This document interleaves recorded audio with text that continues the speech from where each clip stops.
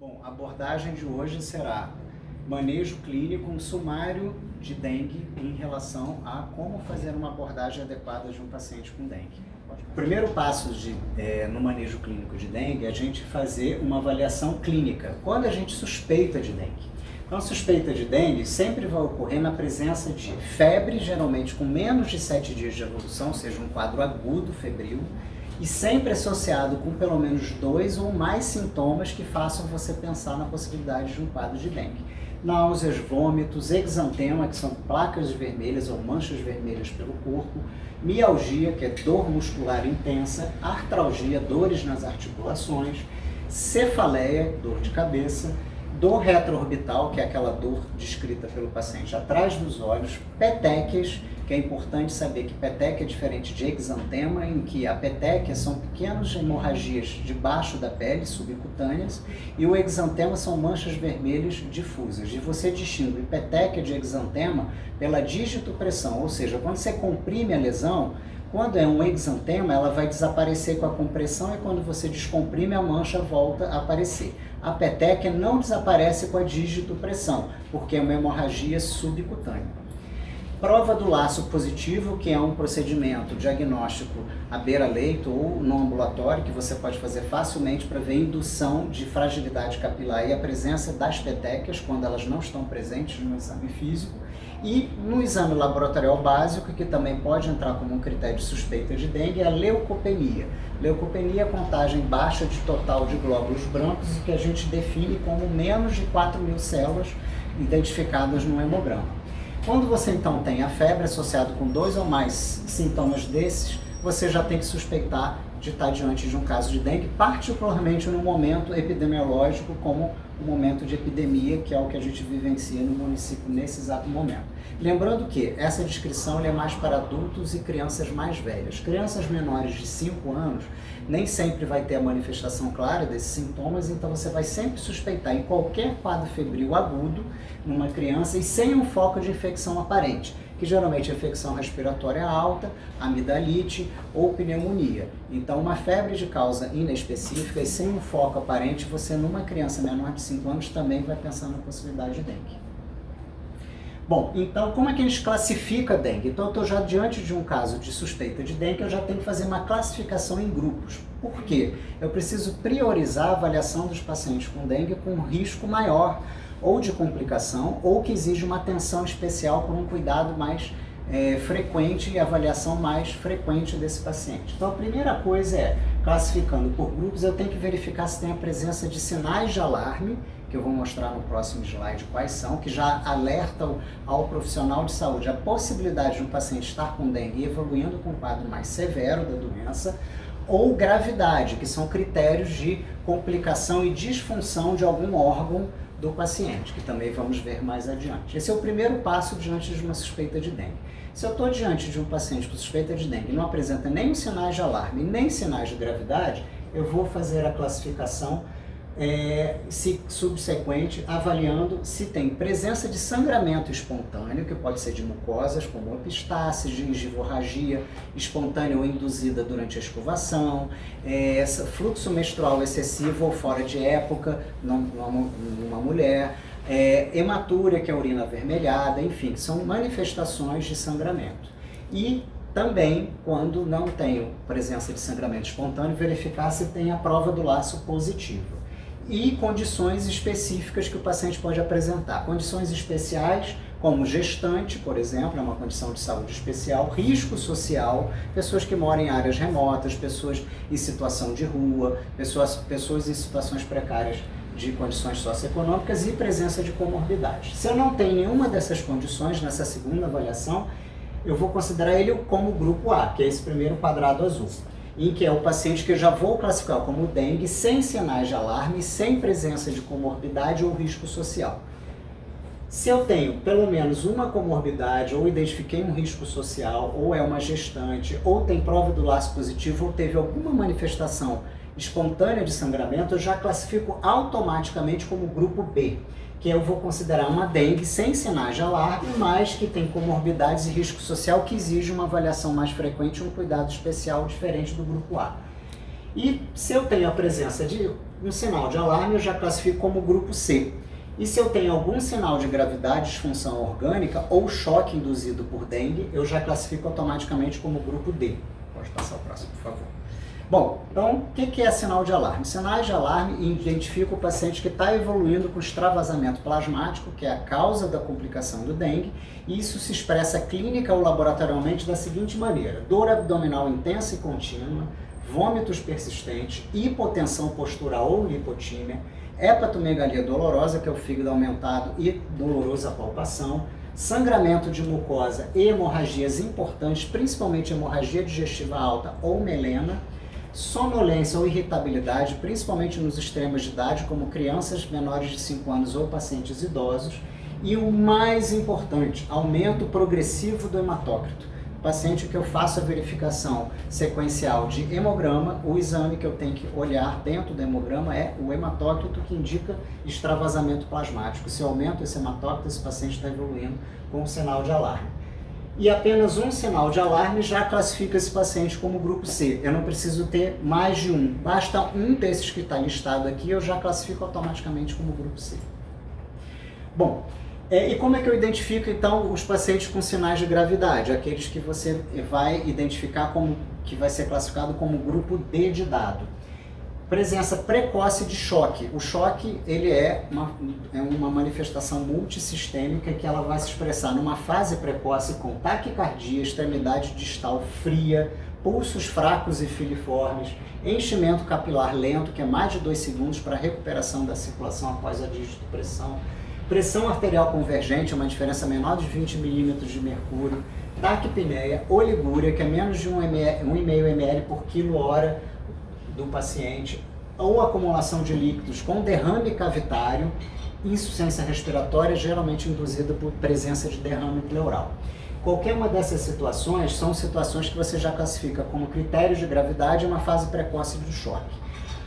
Você tem a fase tardia do choque. A fase tardia é quando você já tem uma hipotensão arterial, geralmente sistólica, já instalada. Isso já é a fase tardia do choque, mais difícil de você reverter esse paciente quando você identifica nessa fase.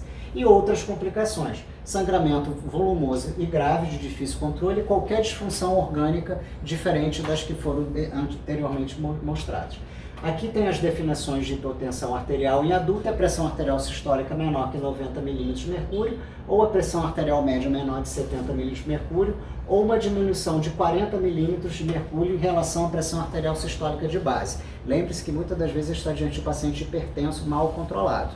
Então, às vezes, o paciente com 12/8 hipertenso, ele pode estar chocado se a pressão anterior dele era 18/11. Esse paciente chocou, tá? E hipotensão arterial em crianças menor de 1 ano, 70 mm de mercúrio, entre 1 e 10 anos, é a idade em anos vezes 2 mais 70, é a fórmula de cálculo, e maior de 10 anos, equivalente a um adulto, 90 mm de mercúrio. Próximo, por favor. Então, agora temos a classificação que é evolução da doença. Dengue é uma doença dinâmica. Dependendo do momento da doença, eu posso estar diante de um contexto clínico diferente, e o mais importante é a gente identificar a fase em que ele tem maior risco de complicação.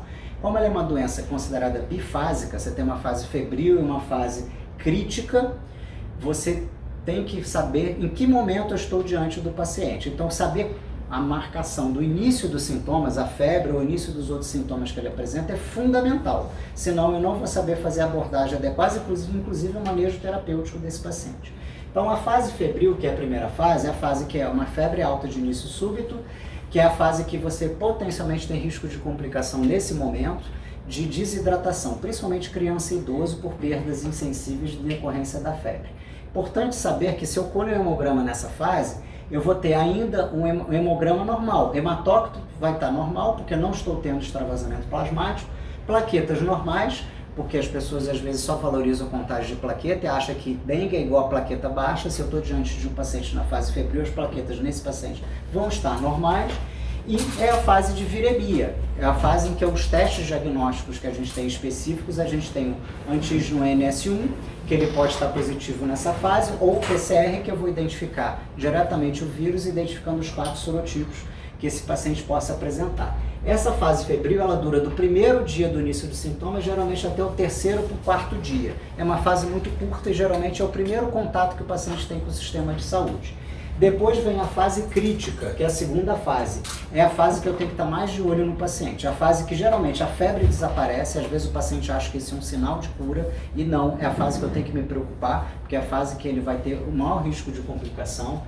É a fase que ele tem risco de extravasamento plasmático, que é quando o hematócrito fica alto e a albumina baixa, que são marcadores laboratoriais de extravasamento plasmático e de gravidade em dengue, que pode evoluir com choque hipovolêmico não hemorrágico, associado ou não a sangramento, que geralmente é incomum de pequena monta e está associado geralmente a contagem de plaquetas baixas, que não é o mais relevante para causar sangramento, e sim às vezes complicações mais severas como coagulação intravascular disseminada.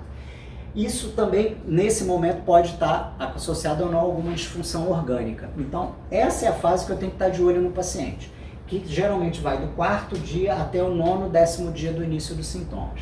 E por último é a fase de recuperação, em que é quando o paciente que se recupera da fase crítica vai ter reabsorção do líquido que extravasou para o terceiro espaço, cuidado na sobrecarga de líquido, que às vezes a gente começa a hidratar com grande quantidade de líquido, mantém esse mesmo volume e entra na fase de recuperação e você tem reabsorção de líquido e você pode ter complicações por sobrecarga. É a fase que o hematócrito respondendo à hidratação vai estar em queda, mas atenção, porque essa hemodiluição pode ser não somente por resposta terapêutica, e sim por sangramento e que desencadeia anemia. Então, às vezes, uma queda progressiva de hematócrito num paciente desse eu tenho que estar atento, porque ele pode estar evoluindo com anemia. E as plaquetas que se eventualmente ficaram baixas, elas se recuperam nessa fase.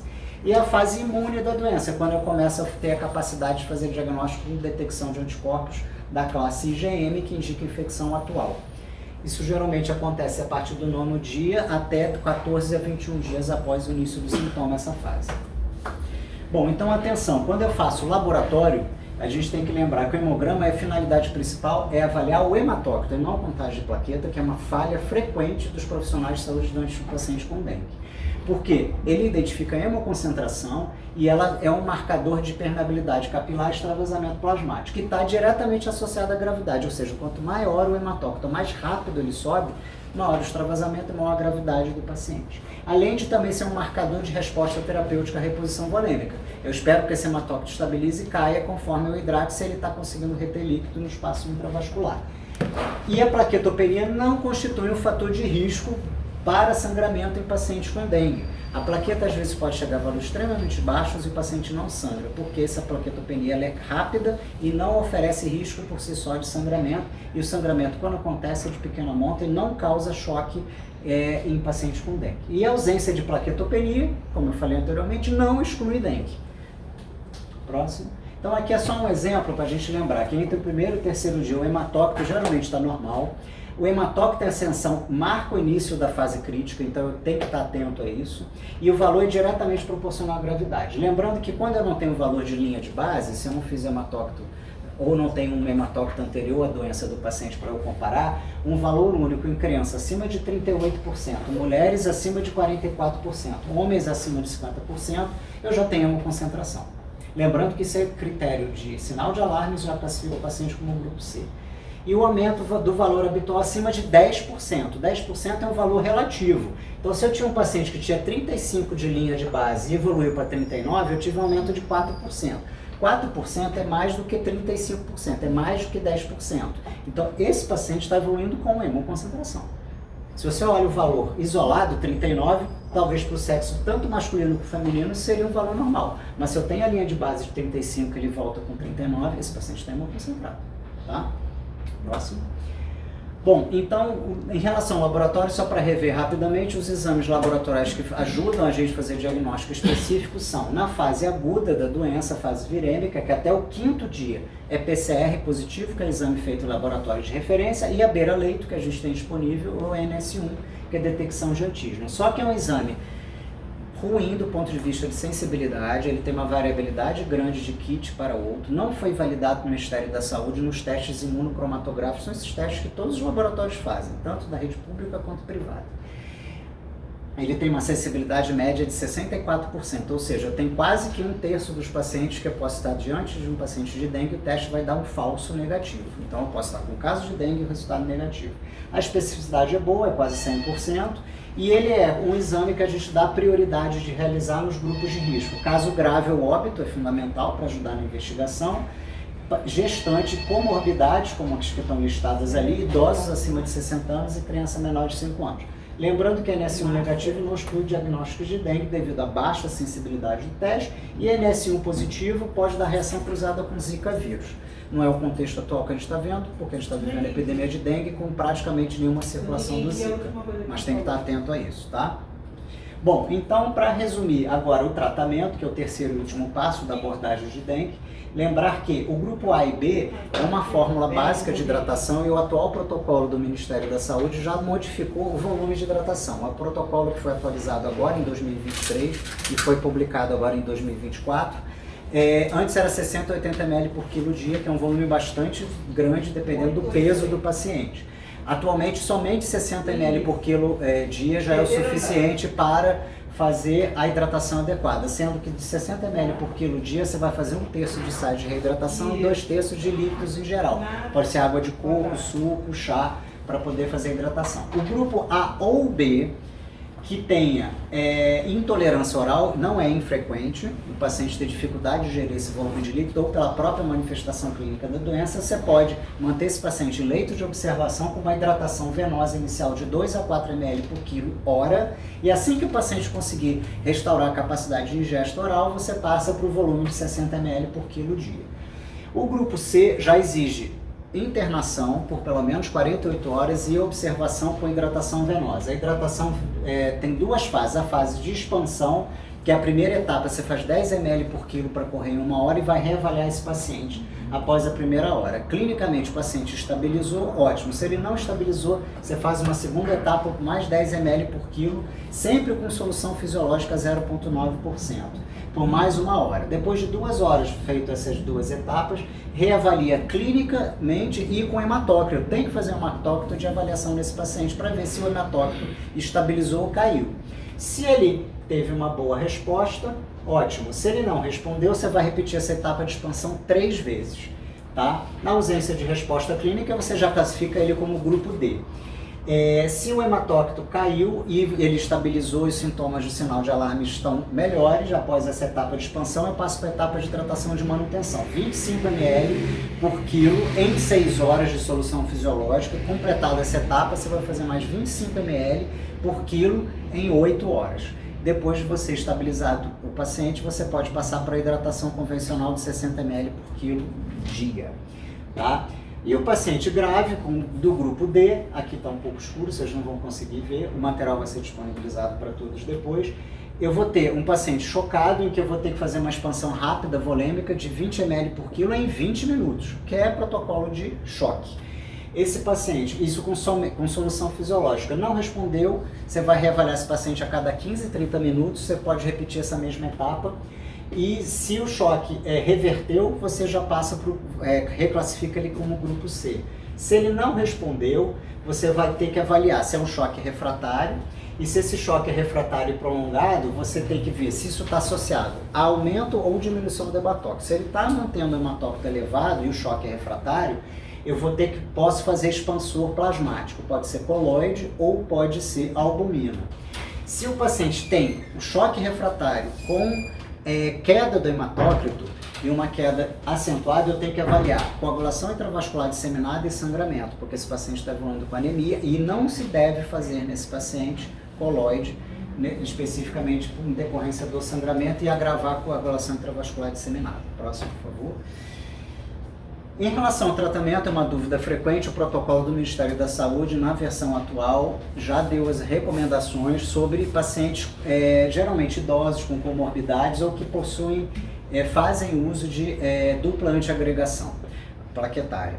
Esses pacientes, devido à ação antiagregante plaquetária, durante a vigência do quadro de dengue, existe um potencial risco de agravamento pela plaquetopenia de sangramento. Então, esses pacientes você tem que estar atentos à seguinte orientação. Se eu tenho um paciente com stent farmacológico com menos de 6 meses ou stent convencional há menos de 1 mês, e está fazendo a dupla antiagregação plaquetária, que geralmente é clopidogrel com AS infantil, eu tenho que ver a contagem de plaqueta. Se a contagem de plaqueta está acima de 50 mil, esse paciente vai ser acompanhado ambulatorialmente, não suspendo a dupla antiagregação plaquetária, e eu vou fazer contagem diária de plaquetas e acompanhar esse paciente diariamente, conforme o protocolo do paciente do grupo B. Caso a plaqueta esteja entre 30 e 50 mil, eu vou ainda assim manter a dupla antiagregação, mas eu tenho que internar esse paciente para fazer observação hospitalizado. E se a plaqueta está abaixo de 30 mil, aí eu tenho que suspender sim a dupla antiagregação e manter esse paciente internado até recuperação acima de 30 mil e aí restituir a dupla agregação. Próximo. Nos pacientes que estão fazendo uso de antiagregação como profilaxia secundária de doença coronária ou cerebrovascular, geralmente os pacientes de longa data de uso, ele já não usa dupla antiagregação, ele usa geralmente apenas um antiagregante. Nesse caso, a avaliação é a mesma, acima de 50 mil eu mantenho AS, acompanhamento ambulatorial, avaliação diária de plaqueta. Entre 30 e 50 eu interno o paciente, mantenho AS e faço contagem diária de plaqueta. Se ele é abaixo de 30 mil, suspendo a AS, interno e faço contagem de plaqueta até ela estar acima de 30 mil para restituir o AS. Próximo, por favor. E por último, eles têm o uso de anticoagulantes. Aí são drogas mais específicas com risco aumentado de sangramento, mais expressivo que a dupla antiagregação plaquetária. Nesse caso, quando o paciente faz uso da varfarina, eu faço controle com TAP. INR para ver se ele está anticoagulado acima de 1,5 do INR. Se o paciente tem plaquetas acima de 50 mil, eu também faço acompanhamento ambulatorial, mantenho o uso da varfarina e, além da contagem de plaqueta, eu tenho que fazer TAP diário para ver se ele está mantendo a faixa de anticoagulação adequada. Se ele está entre 30 e 50 mil, eu tenho que internar esse paciente para fazer o controle de anticoagulação, suspendo o anticoagulante oral e vou fazer heparina não fracionada para fazer o controle com TAP diário e plaqueta diária do paciente. Se é abaixo de 30 mil, eu vou suspender a varfarina, não faço nem heparina não fracionada e faço o monitoramento diário de plaqueta e TAP até a plaqueta estar acima de 30 mil para iniciar a heparina não fracionada e depois restituir a anticoagulação oral. Próximo. E por último, os inibidores de trombina e antifator 10 ativado são drogas mais modernas, né? Elas são mais específicas na cascata de coagulação. E o TAP não é um parâmetro para você monitorar. Geralmente são outros marcadores do sistema de cascata de coagulação que a gente não faz de rotina no sistema único de saúde e não permite avaliar se pode interromper ou não o uso dessas drogas. Então, geralmente não interrompe a mesma faixa, acima de 50 mil, você não precisa interromper, né, o uso desses anticoagulantes. Você vai internar e substituir o anticoagulante por heparina não fracionada, semelhante à varfarina, após 24 horas da última dose que esse paciente fez do anticoagulante, ou decorrer do período de 2 vezes e meia vida da droga. E a plaqueta, isso quando a plaqueta é abaixo de 50 mil. Então, eu estou abaixo de 50 mil, eu interno, faço heparina não fracionada e faço o monitoramento. Aqui são a lista das drogas, né, que você tem de referência, a meia-vida da droga, para calcular 2 vezes e meia, e o intervalo proposto de uso da droga. Tá? Próximo, por favor. E por último, para a gente finalizar, assistência passo a passo, que é o checklist para a gente sempre lembrar de tudo que a gente tem que fazer diante de um paciente com dengue, para não escapar nada do que é relevante desse paciente. Primeiro passo é colher história clínica, realizar o exame físico completo, a cada reavaliação que o paciente faz no sistema de saúde. Os instrumentos pertinentes, né, que é o prontuário, e seguir o fluxograma de manejo clínico do Ministério da Saúde. Colher a história clínica, verificar a pesquisa de sinais de alarme ou choque, pesquisar sangramento espontâneo induzido através da prova do laço, pesquisar comorbidades, situações especiais clínicas e risco social, solicitar exame laboratorial, exame relevante é o hemograma para acompanhar hematócrito e específicos da dengue conforme a disponibilidade, grupo prioritário, menos de 5 dias o NS1, mais de 5 dias sorologia e IgM. E esses exames, geralmente, a gente tem que garantir para o grupo B, C e D. Segundo o protocolo do Ministério da Saúde, o paciente classificado grupo A, o hemograma é um exame opcional a critério clínico. Depende da disponibilidade, acesso e capacidade de realização e verificação do resultado. Grupo B, C e D é obrigatório. Prescrever o tratamento, que é hidratação. O tratamento de dengue é hidratação e medicação sintomática para alívio dos sintomas. Instituir intervalo de reavaliação. Esse paciente, quando é liberado a nível ambulatório, ele tem que ser orientado sobre sinais de alarme, dependendo da fase da doença que ele está, orientado de retornar na fase crítica, sempre lembrar os sinais de alerta para o paciente. E o paciente do grupo B e C, com certeza você tem que ter pelo menos 3 avaliações, uma na fase febril, uma na crítica, na recuperação, com intervalo que geralmente, pela evolução da doença, de mais ou menos 72 horas, que equivale a 3 dias. Sempre notificar, porque é uma doença de notificação compulsória, e entregar para o paciente o cartão de dengue. Então esses são os 8 passos que a gente tem que tomar. E para fechar, que já é um assunto atual, não seria incluso, mas agora já temos 2 vacinas licenciadas no Brasil de dengue. Eu vou falar primeiro da mais antiga, a que foi licenciada em 2016, que é a Dengvaxia, da Sanofi Pasteur. Ela é uma vacina de vírus atenuado, tetravalente, ou seja, pega os 4 sorotipos. A eficácia geral é em torno de 66% para qualquer forma clínica de dengue. Ela é recomendada, segundo o próprio laboratório, em indivíduos de 6 a 45 anos. Os ensaios clínicos identificaram um problema, o risco aumentado de hospitalização e dengue grave em indivíduos soronegativos de dengue. O que significa isso? Quem nunca teve dengue e toma essa vacina, se ela se expõe a dengue no segundo momento, pela infecção sequencial da doença e o risco de complicações numa infecção secundária, a vacina pode desencadear a forma grave da doença. E por conta disso, a vacina somente é permitido o uso em pessoas que têm comprovação laboratorial, ou seja, IgG positivo para dengue, que possa fazer a vacina. Então, é uma vacina extremamente limitada, ela não foi adotada em larga escala no Brasil. Alguns municípios, como Curitiba, chegou a adotar, depois interrompeu, quando saíram esses resultados. E é uma vacina que realmente ela é muito limitada, só soro positivo pode fazer. Próximo, por favor, Elson. E por último, a vacina atual, que a gente tem, a segunda vacina que foi licenciada no ano de 2023 a nível mundial, o Brasil também licenciou, e agora que é a vacina que foi adquirida pelo Ministério da Saúde. Ela é uma vacina que também é de vírus atenuado tetravalente, ela tem uma eficácia geral superior à da Sanofi, é 84%, para hospitalização e 61% para as infecções sintomáticas de dengue. Ela é recomendada para indivíduos acima de 4 anos na União Europeia e acima de 6 anos na Indonésia. No Brasil, conforme a orientação do laboratório Takeda, que é o fabricante, ela é recomendada de 4 a 59 anos, tá? Os ensaios clínicos identificaram proteção, isso foi o grande passo. Tanto pessoas soropositivas quanto soronegativas, ou seja, a capacidade de proteger e a segurança é equivalente, tanto quem já teve para quem não teve dengue anteriormente. Então, por isso, não necessita de testagem prévia de infecção do dengue e, obviamente, do ponto de vista de saúde pública, é uma vacina de fácil administração, né? Além de ser superior do ponto de vista de eficácia e de segurança, isso é fundamental.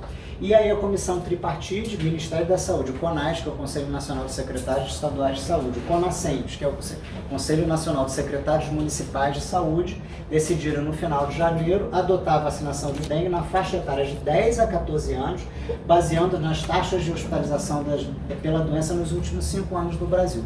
Por quê? O Ministério da Saúde conseguiu adquirir o total de 6 milhões de doses com o laboratório. O laboratório é um laboratório pequeno, ele é um laboratório japonês, então a capacidade do parque produtivo é limitada. Então conseguiu negociar 6 milhões de doses, que equivale a 3 milhões de indivíduos, porque a vacina exige realizadas 2 doses com intervalo de 3 meses. Então, com isso, você tem uma população de 200 milhões de habitantes, você não tem como vacinar a população toda. Então, teve que priorizar crianças e nos municípios em que o perfil epidemiológico dos últimos 5 anos mostrou elevada taxa de hospitalização por dengue. Tá? Próximo. E é isso que eu queria passar para vocês. Esses são os 2 documentos atualizados, o Manual de Manejo Clínico, que a última edição foi de 2016, foi atualizado agora em 2024. Por sorte, ele foi publicado semana passada, então eu consigo trazer essas informações bem atualizadas para vocês. E o informe operacional da estratégia de vacinação contra a dengue em 2024. Resende, a princípio, não foi contemplado nessa primeira etapa em fevereiro. Vamos ver como que vai ser a cobertura nos municípios prioritários e depois a aquisição de novas doses. O que tem, para finalizar, para entender essa dinâmica das vacinas, é que tem 2 aspectos positivos. Um é a transferência de tecnologia, que já está sendo negociada através da Organização Mundial de Saúde para o Brasil, da Takeda, para que a Fiocruz e o Butantan também possam produzir essa vacina aqui. E a segunda excelente notícia, o Butantan acabou de publicar um artigo na New England Journal of Medicine, que é um jornal, uma das revistas científicas de mais alto prestígio internacional, do trabalho de eficácia e segurança de fase 3 da vacina produzida no Brasil, do Butantan, com uma eficácia semelhante à da Takeda e com uma grande vantagem. Ela tem uma resposta semelhante de proteção e segurança com uma dose só. Isso vai ser aí melhor ainda, porque a Takeda ainda tem um inconveniente de ser 2 doses com intervalo de 3 meses. E a Sanofi seriam 3 doses com intervalo de 6 meses. Levaria 1 ano e meio para vacinar a pessoa, para completar o esquema. Então, a gente tem boas notícias aí pela frente. Era isso que eu queria passar. Muito obrigado.